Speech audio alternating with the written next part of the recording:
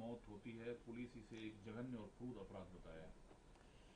बिहार की सरकार सामाजिक न्याय के लिए भी और अपराध के विरुद्ध सख्त कार्रवाई करने के लिए प्रसिद्ध है।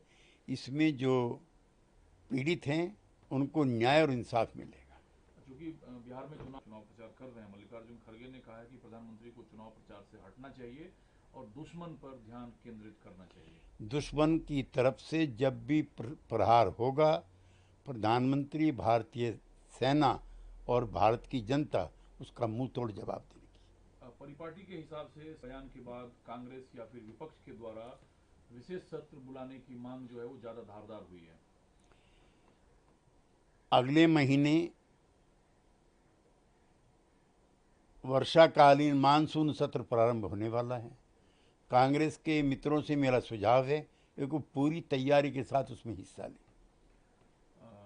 रेप सामाजिक बुराई के तौर पर भी देखा जाता है, लेकिन इस बीच चेन्नई महिला अदालत ने अन्ना विश्वविद्यालय बलात्कार मामले में एक नजीर पेश किया है, जिसमें 30 साल आजीवन कारावास और 90,000 रुपए जुर्माने की सजा सुनाई है। इस प्रकार के कठोर कानून के प्रोविजंस यद्यपि आईपीसी में, सीआरपीसी में हैं, लेकिन मैं वहाँ के कोर्ट के इस फैसले का तहे दिल से स्वागत और अभिनंदन करता हूँ। क्योंकि अभी इंडियन डेलीगेट्स आयोजित आतंकवाद को एक्सपोज करने के लिए दुनिया भर के देशों में है। कोलोराडो में अमेरिका कोलोराडो में जो यहूदी समुदाय पर आतंकवादी हमला हुआ, उसका डेलीगेट्स मेंबर शशि थरूर ने पुरजोर विरोध किया और कहा कि भारत हमेशा आतंक के खिलाफ रहा है। आतंक चाहे किसी भी रेस का हो, किसी भी कलर का हो और दुनिया के किसी भी हिस्से में हो, हम उसका विरोध करते हैं। वो हमारी प्रतिबद्धता है।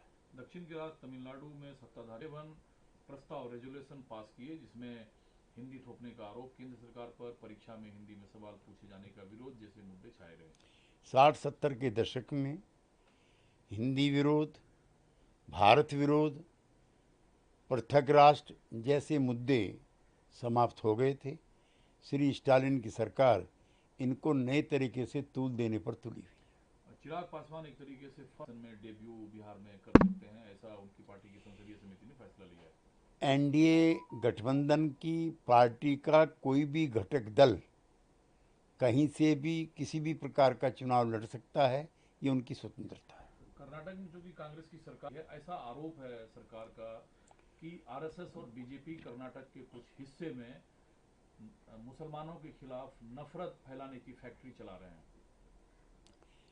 उत्तेजनात्मक, भावनात्मक बयान देने के बजाय कांग्रेस पार्टी आइडियोलॉजिकली उससे लड़ती है तो ज़्यादा अच्छा है। सर, कई ऐसे विशेष सत्र का हवाला विपक्ष दे रही है, चाहे 65 हो चाहे बाकी हो। इस बार भी ऑपरेशन सिंदूर को लेकर विपक्ष है कि सरकार विशेष सत्र लाए जिसमें सवाल उठाया जाए विपक्ष की ओर से और सरकार जवाब दे। हम भी चाहते हैं कि विशेष सत्र हो, लेकिन वो आपातकाल के 50 साल कंप्लीट करने के अवसर पर हो। किस प्रकार 25 जून 1975 को लोकतंत्र की हत्या की गई थी, तमाम देश के बड़े नेता और छोटे कार्यकर्ता जेल में डाले गए थे, प्रेस की स्वतंत्रता समाप्त की गई थी और न्यायपालिका पर भी कई प्रकार के अंकुश लगाए गए थे। लेकिन गाहे बगाहे पता है कि विपक्ष के लोग ज्यादातर कहते हैं कि यह घोषित आपातकाल है। वो अघोषित आपातकाल बताते हैं। हम घोषित आपातकाल झेल चुके हैं और देश की जनता को जानने का अधिकार है कि उनके अघोषित आपातकाल के नारे में और हमारे झेले हुए, बर्दाश्त किए हुए आपातकाल में कितना फर्क है।